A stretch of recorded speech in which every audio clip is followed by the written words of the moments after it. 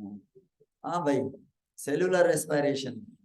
तो cellular respiration आपने आपने दो टर्म समझने हैं, एक रेस्पिरेशन और एक ब्रीदिंग।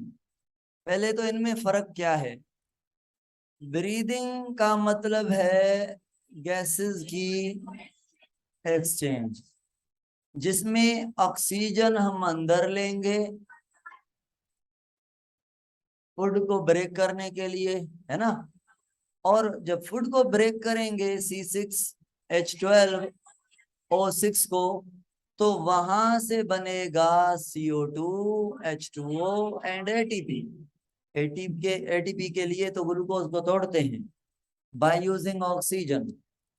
तो ये ऑक्सीजन अंदर लेकर ग्लूकोज को कहाँ पे तोड़ेंगे? सेल के अंदर। सेल के अंदर जो 60 ट्रिलियन सेल हैं आपकी बॉडी में, आप सांस लेते हैं, ऑक्सीजन अंदर जाती है। ऑक्सीजन अंदर जाएगी कहाँ पर? कौन से ऑर्गन में जाएगी? लंग्स से ब्लड के थ्रू हर एक सेल तक पहुंचेगी, है ना। ब्लड के थ्रू हर एक सेल तक पहुंचेगी। जब सेल ऑक्सीजन लेगा अंदर, तो सेल ऑक्सीजन को कहाँ पे यूज करेगा? ग्लूकोज को तोड़ने में। ओके। सेल के अंदर माइटोकॉन्ड्रिया में, मतलब सेल के अंदर भी कहाँ पे ऑक्सीजन यूज होगी? माइटोकॉन क्या किस में यूज होगी? ग्लूकोज को ब्रेक करने में। तो जो ग्लूकोज ब्रेक होता है उसे कहते हैं सेल्यूलर रेस्पिरेशन। रेस्पिरेशन की मीनिंग है फूड का ब्रेक होना, मगर ऐसा जिससे एटीपी बने। अगर फूड ब्रेक हो रहा है बाय यूजिंग ऑक्सीजन, तो ये respiration is called as aerobic respiration. सुने भाई, अगर ऑक्सीजन यूज करेंगे ना, तो ग्लूकोज को कंप्लीट तोड़ फोड़ लेंगे। अगर कंप्लीट तोड़ देंगे तो एनर्जी भी कंप्लीट निकलेगी। कंप्लीट एनर्जी जो होती है ग्लूकोज से, वो 36 एटीपी बनती है। अगर ऑक्सीजन ना हो, विदाउट ऑक्सीजन ग्लूकोज को ब्रेक करें, तो respiration is said to be as anaerobic respiration. इसमें क्या होगा? ऑक्सीजन नहीं लेंगे तो ग्लूकोज ब्रेक होगा, उससे CO2 भी बन सकता है, मगर मगर इतना समझ लें, ग्लूकोज कंप्लीटली नहीं टूटेगा। जब कंप्लीटली नहीं टूटेगा तो उतनी एटीपी भी नहीं बनेगी। तो एनएरोबिक रेस्पिरेशन में 36 के बजाय ओनली 2 एटीपी बनती हैं। ये सिंपल जुगाड़ है सिस्टम को चलाने का। जो सिंपल टाइप के ऑर्गेनिजम्स हैं, स्पेशली बैक्टीरिया, और मजबूरी के टाइम में हमारे एनिमल और प्लांट के सेल एनएरोबिक रेस्पिरेशन करते हैं। जो मोस्ट इफेक्टिव मेथड है एनर्जी प्रोड्यूस करने का, वो एरोबिक रेस्पिरेशन है। तो हम सेल्यूलर रेस्पिरेशन पर पढ़ेंगे, मींस फूड का ब्रेक होना और एटीपी बनना होता कहां पर है? सेल पे। अब इस रेस्पिरेशन को ऑपरेट करने के लिए हमें जरूरत होती है गैसेस एक्सचेंज की।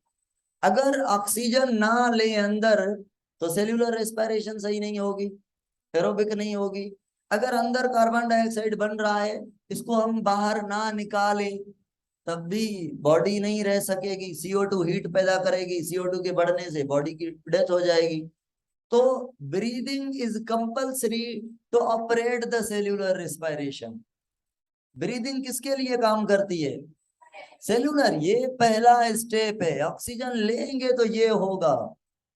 ये जस्ट एक्सचेंज है, इसमें कोई फूड ब्रेक नहीं होगा। ये क्या है? ब्रीदिंग क्या है? गैसेस का अंदर आना और जाना, बस। जो गैसेस को यूज करके हम फूड को तोड़ रहे हैं, that is not breathing, that is not gases exchange. Gases को यूज करके जो फूड को तोड़ रहे हैं, दैट इज कॉल्ड रेस्पिरेशन। कौन सी? सेल्यूलर, क्योंकि सेल के लेवल पे होगी, सेल के बाहर थोड़ी होगी। ठीक है, तो ये टॉपिक है हमारे पढ़ने का, सेल्यूलर रेस्पिरेशन। अब ये जो ग्लूकोज की ब्रेकडाउन है, ये 4 स्टेप में होती है। पहला स्टेप ग्लूकोज की ब्रेकडाउन होती है साइटोप्लाज्म में, जिसको नाम देते हैं ग्लाइकोलाइसिस। इसमें क्या होगा? 6 कार्बन वाला ग्लूकोज, 6 कार्बन वाला ग्लूकोज 2 हिस्सों में बट जाएगा। ग्लूकोज लाइसिस यानी ग्लूकोज की ब्रेकडाउन। और ये ग्लूकोज की जो ब्रेकडाउन होगी हम आगे डिटेल में पढ़ेंगे। ये ग्लूकोज दो मालिक्यूल में टूट जाएगा। एक मालिक्यूल में कितने कार्बन? 3, और दूसरे में भी 3। तो 3 3 कार्बन के दो मालिक्यूल में टूट जाएगा और उन दो मालिक्यूल को हम कहेंगे पायरुविक एसिड यानी आधा ग्लूकोज।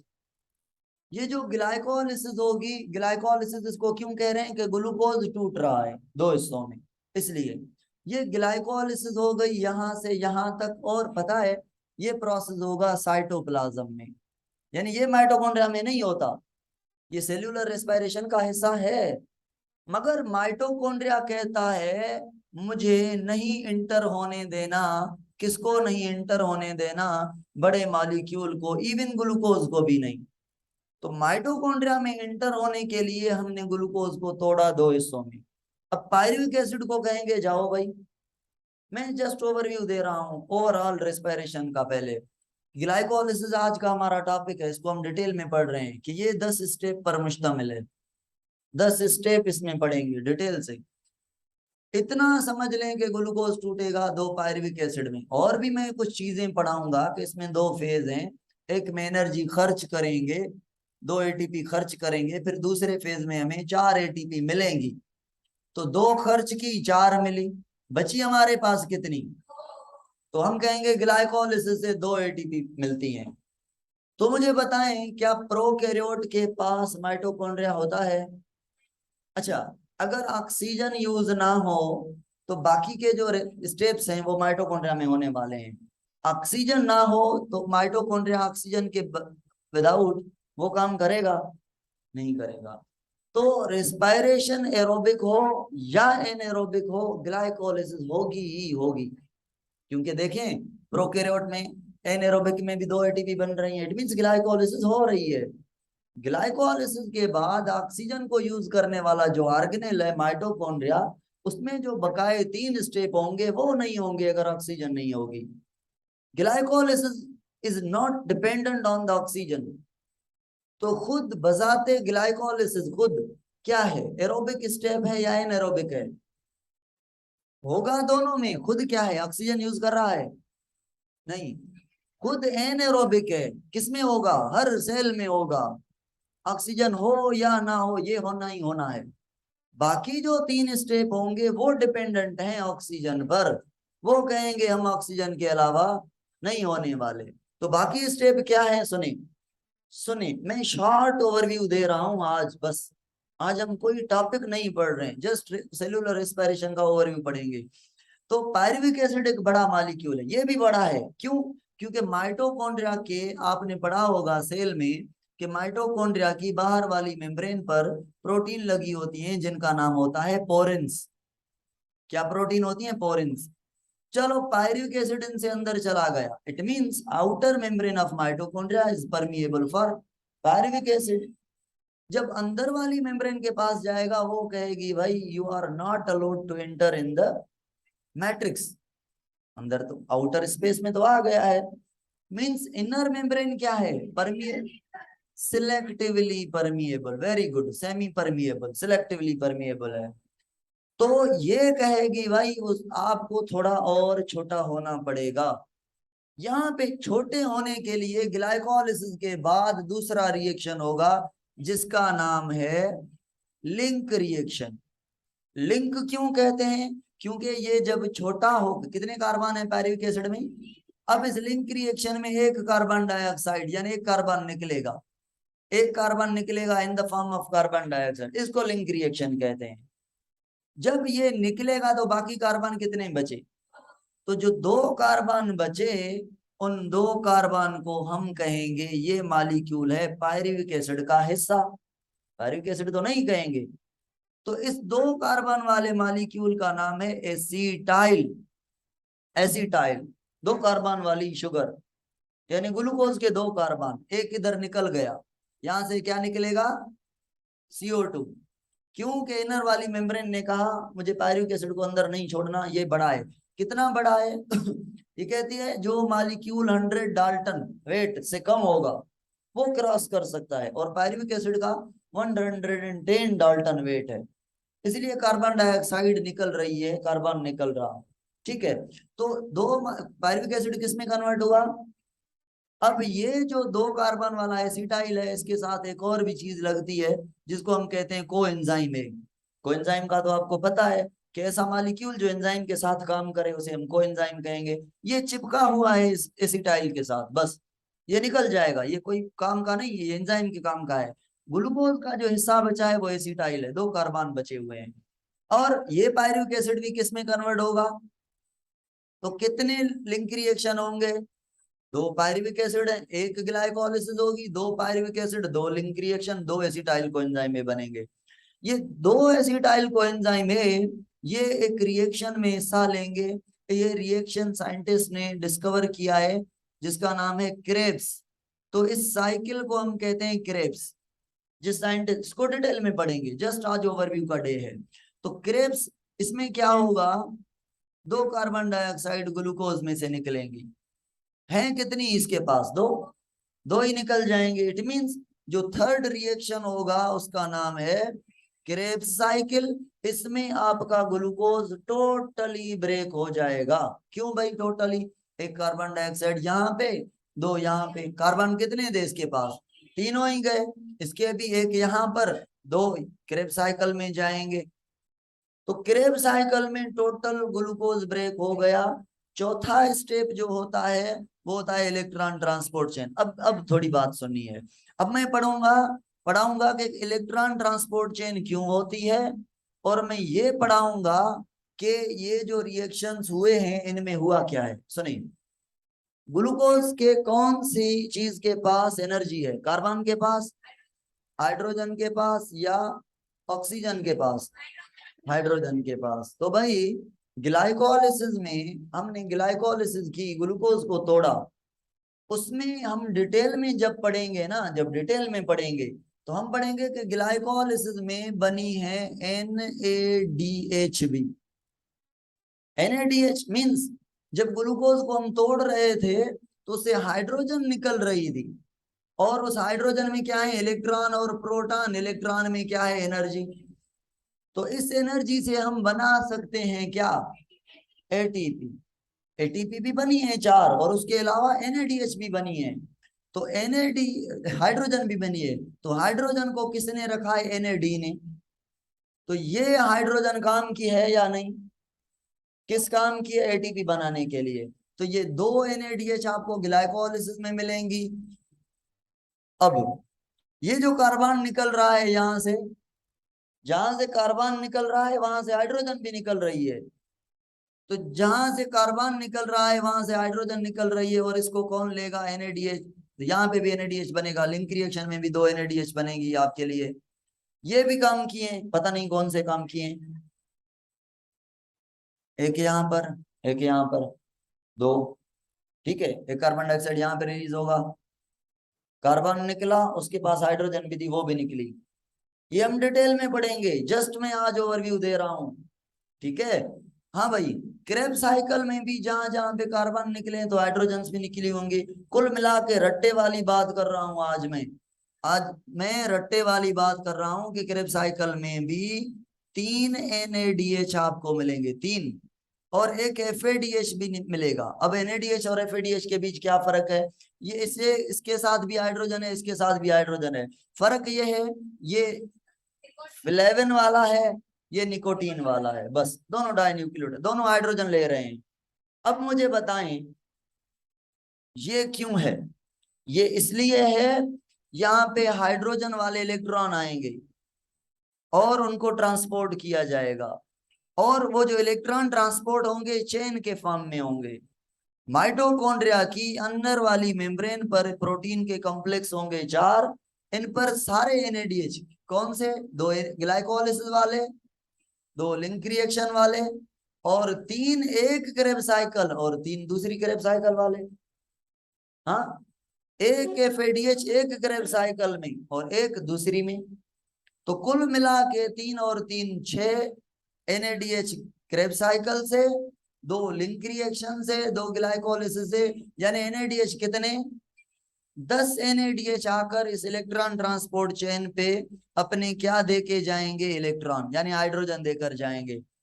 इनके हाइड्रोजन को ट्रांसपोर्ट करके, इलेक्ट्रॉन है ना, ट्रांसपोर्ट करके इनसे एनर्जी बनाई जाएगी। एक NADH आपका 3 ATP देगा, एक NADH 3 ATP देगा, एक NADH 3 ATP देगा। और जब FAD कितने हैं, ग्लाइकोलाइसिस में कोई बना है नहीं, लिंक रिएक्शन में नहीं, क्रेब साइकिल में एक। और कितनी क्रेब साइकिल होती है ग्लूकोज के लिए, दो, तो दो FADH भी बने हैं। तो FADH आएगा, वो भी इस इलेक्ट्रॉन ट्रांसपोर्ट चेन में यूज होकर दो दो ATP देकर जाएगा। तो 10 NADH कितनी ATP देंगे, 30। 10 NADH कितनी ATP देंगे, ऑनलाइन वाले बताएं मुझे।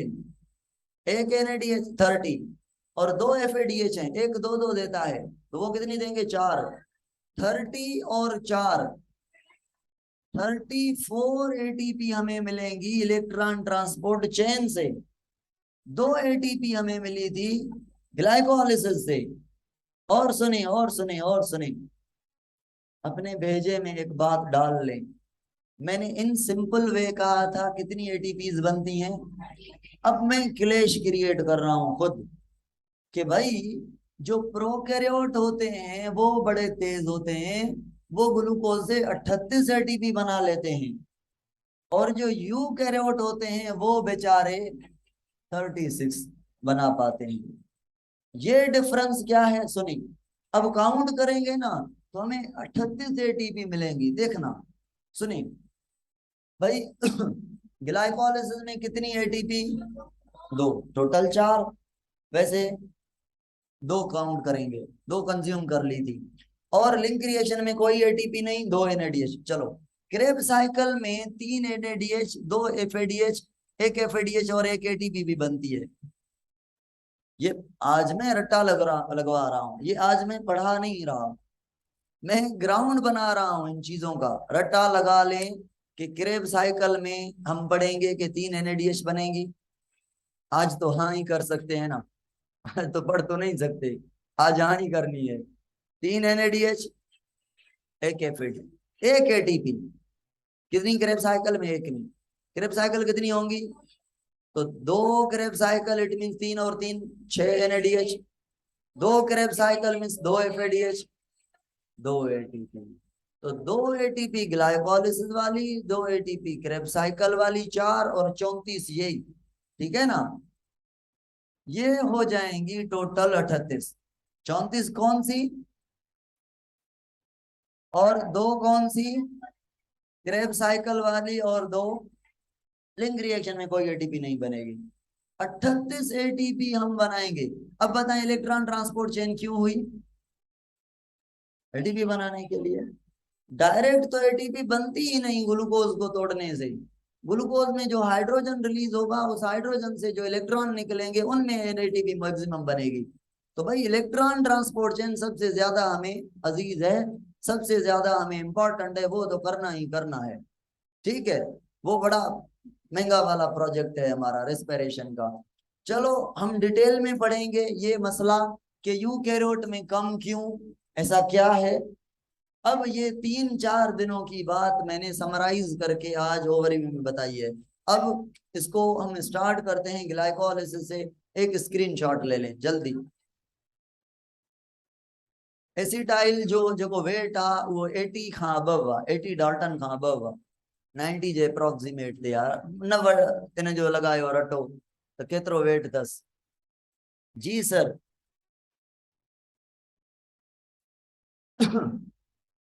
भाई इलेक्ट्रॉन ट्रांसपोर्ट चेन में कितनी ATPs बनी है, ये क्लियर है, 34 बनी है। दो ग्लाइकोलाइसिस में, दो क्रेब साइकिल में, यानी हाँ थिंदिया छटरी हो जाना आखिर में पड़दा से तो छटरी अचो, यो जुल्म असां ता चो आ। वो डिटेल में पढ़दा से ना जने क्रेब साइकिल के। भाई सुने, क्रेब साइकिल के स्टेप्स हैं, वो सारे स्टेप्स जब डिटेल में पढ़ेंगे तो हम पढ़ेंगे कहाँ पे NADH बनी। अभी तो हमने कह लिया है, कोई कॉन्सेप्ट मिला है आपको कि NADH कैसे बनी है, ग्लाइकोलिसिस कैसे हुई है, कैसे ग्लूकोज टूट। आज हवाल प्रोग्राम किया है, रट्टा लगाया, नक्शा देखा है हमने, ऐसा होता है। जस्ट नक्शा देखा है आज आधे चैप्टर का, अभी मैं स्टार्ट करूंगा नक्शे को। तो भाई हम क्या स्टार्ट करेंगे अभी, ग्लाइकोलिसिस। अच्छा आप सुने, अगर सुने अगर ऑक्सीजन नहीं है तो electron transport chain, Krebs cycle, link reaction, mitochondria के रिएक्शन कोई भी नहीं होंगे। ठीक है, तो एनारोबिक रेस्पिरेशन में ये जो आपका पायरुविक एसिड है, इसका कोई जुगाड़ करना पड़ेगा, हम देखेंगे, लैक्टिक एसिड में कन्वर्ट करेंगे। तो एनारोबिक रेस्पिरेशन में ओनली होती है ग्लाइकोलिसिस। अभी हमें सेलुलर रेस्पिरेशन का पहला स्टेप पढ़ना है। अच्छा, रेस्पिरेशन और फोटोसिंथेसिस में फर्क क्या है, पढ़ा होगा आपने। जो रिएक्टेंट है वो प्रोडक्ट है, जो प्रोडक्ट है वो फोटोसिंथेसिस एनाबॉलिक है, ये कैटाबॉलिक है।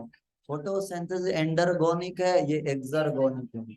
मतलब एंडरगोनिक का मतलब एनर्जी को एब्जॉर्ब करने वाला, इसमें एनर्जी निकालेंगे, ग्लूकोज को तोड़ेंगे, जब तोड़ेंगे तो उससे एनर्जी निकलेगी, तो एनर्जी रिलीजिंग प्रोसेस मतलब एक्सर्गोनिक।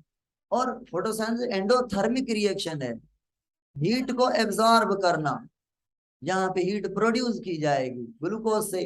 ग्लूकोज से जब CO2 और H2O निकलेगा, वो जो, सुने भाई, ग्लूकोज को जब तोड़ेंगे, ग्लूकोज से जो वाटर और कार्बन डाइऑक्साइड बनेगी ना, उसे हम metabolic CO2 and metabolic water कहेंगे, या रेस्पिरेटरी CO2 या रेस्पिरेटरी वाटर कहेंगे। ये बड़ा हॉट होगा, वाटर भी और CO2 भी, ये बॉडी के अंदर हीट पैदा करेगा।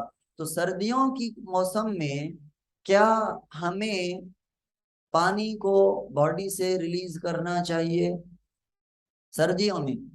क्यों नहीं स्वेटनिंग करते?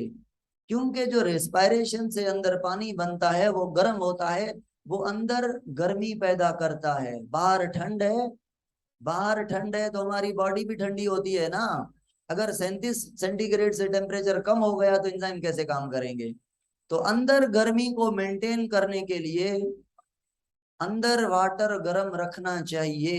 अगर वो वाटर गर्म जो है, और CO2 तो नहीं रख सकते, वो तो निकालनी होगी, सांस लेते हैं, गर्मी हो या सर्दी हो, वाटर को रिटेन करते हैं, वाटर को नहीं निकालते सर्दियों में स्वेट के फॉर्म में। जब वाटर निकालते हैं तो कैसे बॉडी ठंडी हो जाती है। अब अगर ठंड में बॉडी को और ठंडा करें, ठंड में ठंड, टिकट तो कटेगी ना, सीधा ऊपर डायरेक्ट। तो इसीलिए सर्दियों में हीट को कंजर्व करने के लिए, बॉडी के टेम्परेचर को मेंटेन करने के लिए हम वाटर के लॉस को रोकते हैं। ठीक है, जो स्वेट पोर्स होते हैं वो बंद होते हैं हमारे। ये पानी गर्म क्यों है? क्योंकि ये देखें, मशीन जो चलती है, जो मशीन एसी वगैरह पानी निकालती है वो गर्म होता है ना। तो रेस्पिरेशन भी जो पानी पैदा करती है वो गर्म होता है। तो ये हॉट वाटर बॉडी के लिए सही है, गर्मी में ये सही है। जब गर्मी में आप ज्यादा काम करें, वर्जिश करें, एक्सरसाइज करें, तो ज्यादा पानी बनेगा, मतलब ज्यादा हीट होगी। तो बॉडी वर्जिश करने के बाद क्या करती है? स्वीटनिंग, ठंडा करने के लिए। ओवर हीटिंग हो गई भाई। तो ये, चलो अब स्टार्ट करें ग्लाइकोलिसिस को। हाँ भाई, पहला जो हमारा टॉपिक है वो है ग्लाइकोलाइसिस। ठीक है, ग्लाइकोलिसिस। टाइम कितना हुआ है, चाहते हो टाइम? 6 बजे 2 मिनट, ओके। ग्लाइकोलिसिस, ग्लाइकोलिसिस की मीनिंग क्या है? ग्लूकोज का ब्रेक होना इनटू पायरुविक, कितने पायरुविक एसिड बनेंगे? 2। एक पायरुविक एसिड में कितने कार्बन? 3। ग्लूकोज में कितने? तो पायरुविक एसिड ग्लूकोज का हाफ। अब ये ग्लाइकोलिसिस जो है, ये होता है कहाँ पे? साइटोप्लाज्म में। ये खुद ऑक्सीजन को यूज करने वाला नहीं है, एनारोबिक स्टेप है। ये प्रोकैरियोट में भी होगा तो यूकैरियोट में भी होगा, ऐसा कह लें। यूनिसेल्युलर में होगा तो भाई सब में होगा। ये यूनिवर्सल प्रोसेस है।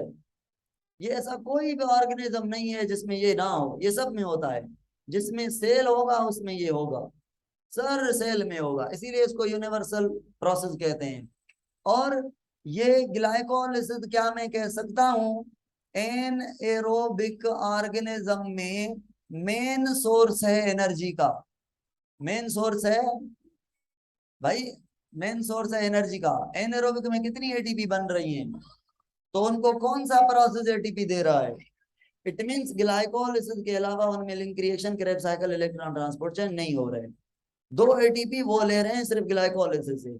यूकैरियोट में भी दो ले देगा, मगर यूकैरियोट में मेन सोर्स ये नहीं है। यूकैरियोट में मेन सोर्स एनर्जी का ईटीसी है। या एरोबिक में कह लूं, एरोबिक में कह लूं, कोई प्रोकैरियोट होते हैं उनमें माइटोकॉन्ड्रिया तो नहीं है मगर ऑक्सीजन यूज करते हैं। वो एरोबिक रेस्पिरेशन कहाँ पे करेंगे? माइटोकॉन्ड्रिया नहीं है, मीजोजोम एनालॉगस ऑर्गन है माइटोकॉन्ड्रिया का ही काम करता है मगर है नहीं माइटोकॉन्ड्रिया। भाई मैं ऐसा बताता हूं कि प्रोकैरियोट और यूकैरियोट क्या है। बस प्रोकैरियोट जो है वो उसमें सिस्टम पुराने हैं, यूकैरियोट में सिस्टम अच्छे हैं। अगर मैं 10-20 बंदों को कह लूं ये आप काम कर लें, वो मिला सला के करें, काम सही नहीं करेंगे। अगर हर एक को जुदा मैं ऑफिस बना के दूं, भाई आपकी ये ऑफिस है, आप यहाँ पे काम करें, डिस्टर्ब ना हो, आप यहाँ पर आप यहाँ पर, तो वो सही तरीके से काम कर पाएंगे। ऐसा ही सिस्टम है, बस नथिंग एल्स। कैसे समझें? सारे जो एंजाइम है वो प्रोकैरियोट में सेल मेम्ब्रेन पर हैं रेस्पिरेशन करने वाले। प्रोकैरियोट में मतलब मीजोजोम, सेल मेम्ब्रेन मतलब मीजोजोम। क्यों है इनफोल्डिंग, मीजोजोम क्यों बने? सीधी सेल मेम्ब्रेन होती ना भाई, मीजोजोम क्यों बन रहे हैं? क्यों ऐसे बन रहे हैं? सरफेस एरिया बढ़ेगा, जितने ये फोल्ड ज्यादा होंगे उतने इलेक्ट्रॉन ट्रांसपोर्ट चेन ज्यादा होंगे। अगर सीधी सी मेम्ब्रेन होगी तो एंजाइम कम लगेंगे, कम काम करेंगे। अब ये फोल्ड मीजोसोम इसलिए है ताकि ज्यादा काम हो सके। अच्छा, अगर मैं यही एंजाइम इलेक्ट्रॉन ट्रांसपोर्ट चेन वाले एंजाइम कहाँ से बनते हैं? जीन से। एंजाइम प्रोटीन है, प्रोटीन डीएनए बनाता है। तो अगर इस डीएनए को मैं रख के, इस डीएनए को मैं बाउंड्री दे दूं, भाई ये लो, अब यहाँ पे अपने एंजाइम बनाओ, अंदर एक मेम्ब्रेन बनाओ, उस मेम्ब्रेन पर आप उस मेम्ब्रेन पर आप अपने एंजाइम लगा लो, वहां पे काम करो। ये माइटोकॉन्ड्रिया बन गया।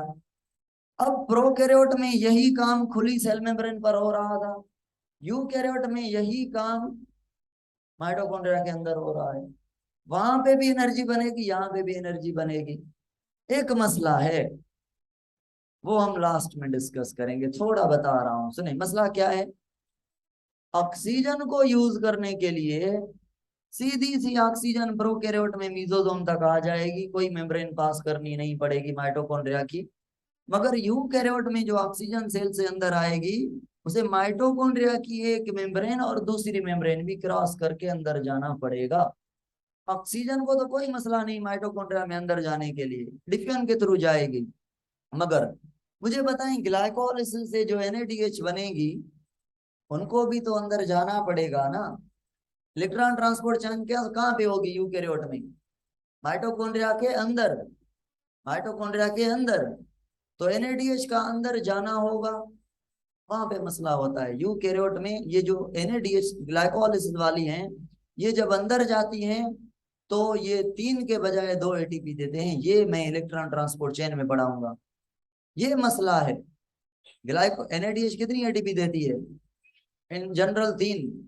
मगर ग्लाइकोलाइसिस वाली NADH in case of eukaryote, जब ये माइटोकॉन्ड्रिया की मेम्ब्रेन क्रॉस करेगी, इसके साथ मसला हो जाएगा, ये एफएडीएच में कन्वर्ट हो जाएगी, 2 एटीपी बनेगी। और यू के प्रोकैरियोट में मेम्ब्रेन माइटोकॉन्ड्रिया की के अंदर क्रॉस करना पड़ेगा? नहीं। ठीक है, चलो भाई। Glycolysis does not depend upon oxygen. हाँ भाई, जो ग्लाइकोलाइसिस है वो 2 स्टेप पर मुश्तमिल है। 2 फेज हैं ग्लाइकोलाइसिस के। एक जो फेज है उसको कहते हैं एनर्जी कंज्यूमिंग फेज। दूसरा जो फेज है उसे कहते हैं एनर्जी यील्डिंग फेज। यानी ग्लाइकोलाइसिस में दो फेज हैं, एक में ग्लूकोज को हम तोड़ेंगे, उस तोड़ने के लिए हमें एनर्जी चाहिए, फिर टूटे हुए ग्लूकोज को हम कन्वर्ट करेंगे एक पायरुविक एसिड में, फिर दूसरे, ये जो दूसरा स्टेप है ये यहां से, ये दूसरा स्टेप है। पहला फेज इसमें 4-5 रिएक्शन में पढ़ाऊंगा, दूसरे फेज में भी 4-5 रिएक्शन है।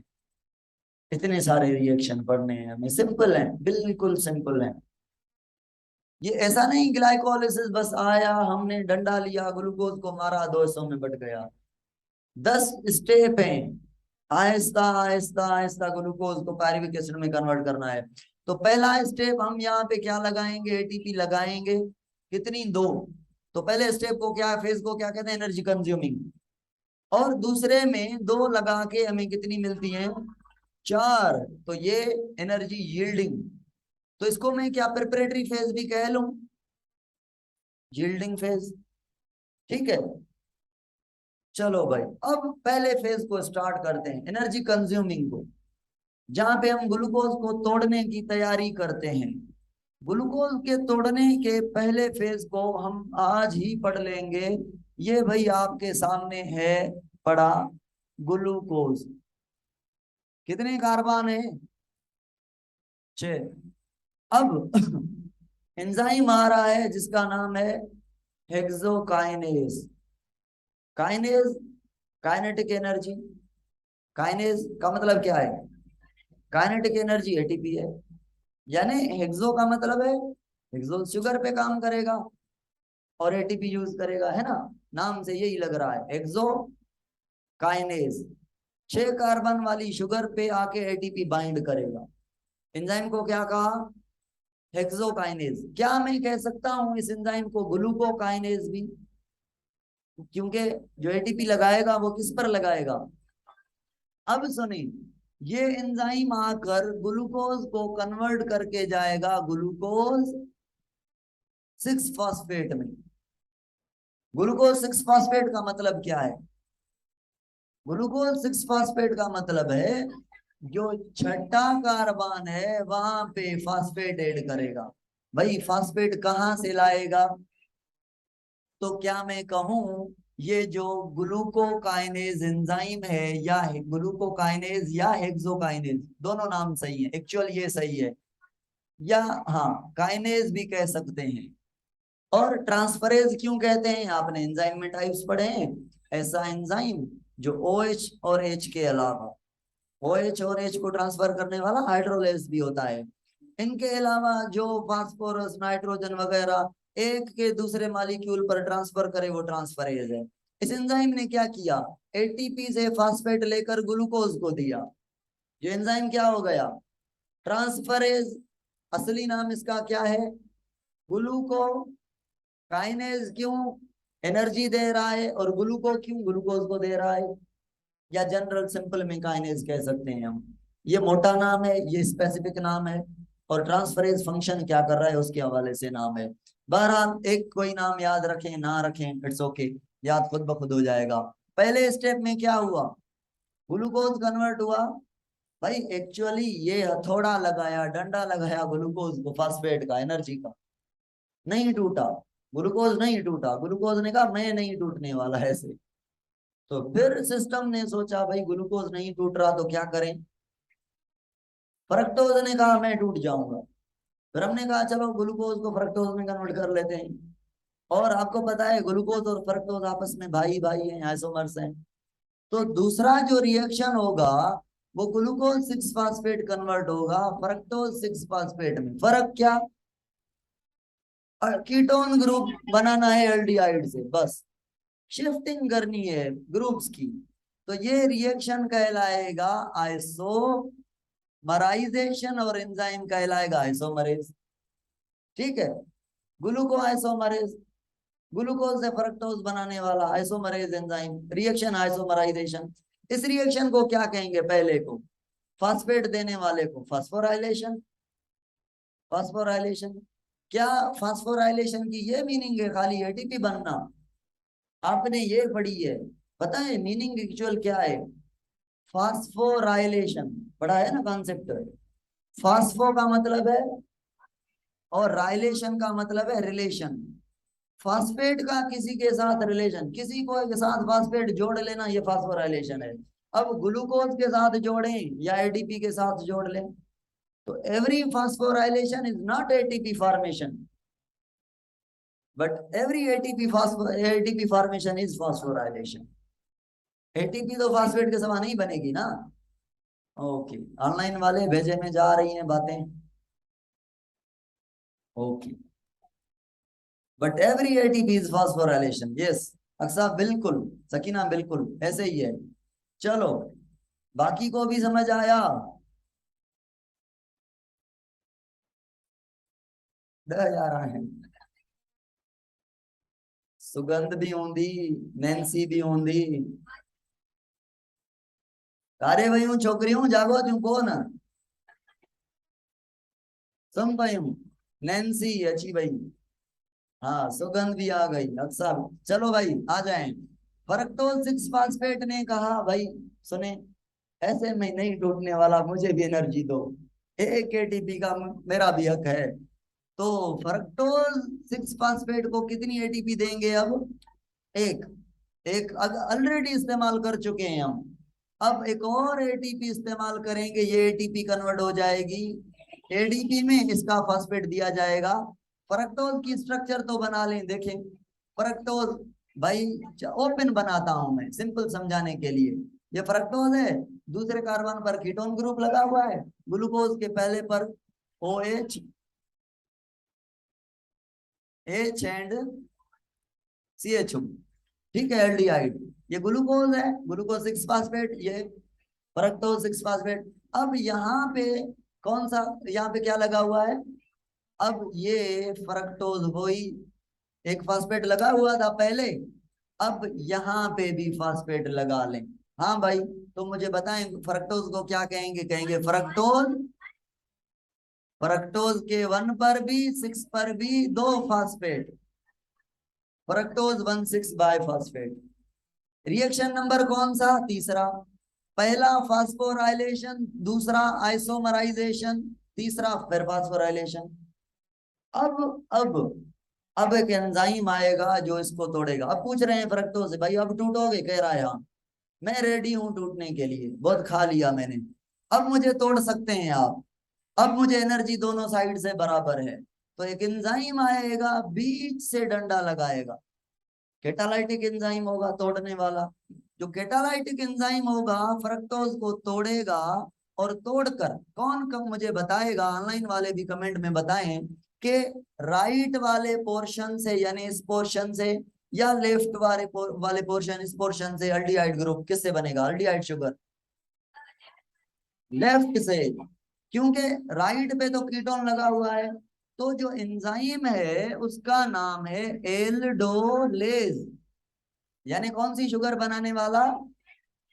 अल्डिहाइड बनाने वाला। जब ये आधे से तोड़ेगा तो एल्डोल शुगर बनेगी ना, और जो बाकी पार्ट बचेगा वो कीटोन बचेगा। तो एंजाइम का मेन काम है अल्डिहाइड शुगर बनाने वाला, कितने कार्बन की? तो PgAl, फास्फो यानी फास्फेट है, ग्लाइसरल एल्डिहाइड, एल्डिहाइड है, ग्लाइसराइड, ग्लाइसराइड एल्डिहाइड, तीन कार्बन वाली है, एक फास्फेट लगा हुआ है। ठीक है, क्या मैं इसको ऐसे कह सकता हूं, ग्लाइसरल aldehyde three phosphate? Okay.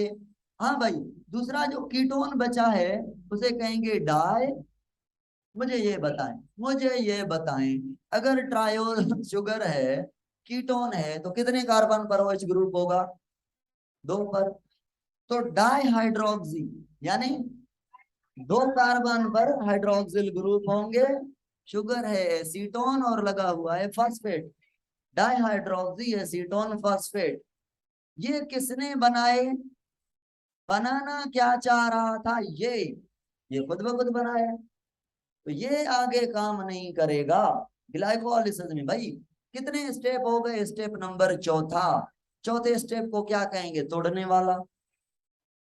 Catalytic, कौन टूट रहा है? ग्लूकोज, चलो फ्रक्टोज को तोड़ रहे हैं, मगर पहला पहला कौन है? ओरिजिनली तो हम ग्लूकोज को तोड़ रहे हैं ना, इधर उधर टोपी ड्रामे करके, कन्वर्जन करके, सीधा सा ग्लूकोज नहीं टूटा। तो एक्चुअली ग्लूकोज को तोड़ रहे हैं, पर in the form of fructose. तो रिएक्शन को नाम देंगे ग्लाइकोलाइटिक फेज। ये एक रिएक्शन है जिसकी वजह से ग्लूकोज ग्लाइकोलिसिस में टोटल रिएक्शन अब मैं पढ़ाऊंगा 10। अभी तक कितने पढ़ चुके हैं? 4। 4 में से पहले तैयारी करने वाले थे। ये एक रिएक्शन है, इस एक रिएक्शन की वजह से सारे 10 रिएक्शन को नाम दे दिया है ग्लूकोज का टूटना। क्या यहाँ पे टूटा? यहाँ पे टूटा? यहाँ पे तो तैयारी की, तो तैयारी करने वाले फेज को एनर्जी कंज्यूमिंग या प्रिपरेटरी, वहां पे कितनी एटीपी खर्च हुई हमारी? 2।